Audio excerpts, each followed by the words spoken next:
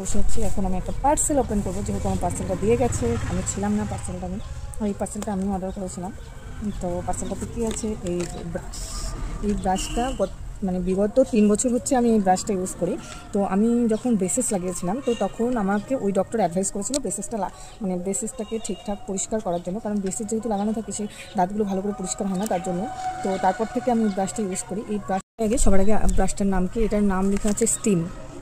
আর এটা হচ্ছে অর্থো এমবি, মানে এটা doctor advice for cleaning braces, মানে এটা মেনলি ব্রেসেস যারা পড়ে না তাদের জন্যই। তো আমি যখন ব্রেসেস পড়েছিলাম তখন থেকে আমি এই ব্রাশটা ইউজ করি। তো আমার এতটাই ভালো লেগেছে এই ব্রাশটা, আমি তারপর থেকে ছাড়িনি। আর এটা এতটাই সফট, মানে মাড়িতে যে লাগবে সেটাও লাগে না।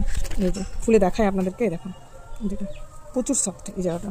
তার মধ্যে এই যে যখন মাংস আটকে যাবে এটাতে বসে গেছে, মানে দাঁত একদম কোথাও নোংরা রাখতে দেয় না, মানে দাঁতের কোনো জায়গায় কোনো কিছু থাকতে দেবে না, দারুণ। এর সঙ্গে আরেকটা জিনিস আছে, সেটা হচ্ছে এই যে ব্রেসেসের ভেতরে পরিষ্কার করা, এই যেটা এভাবে,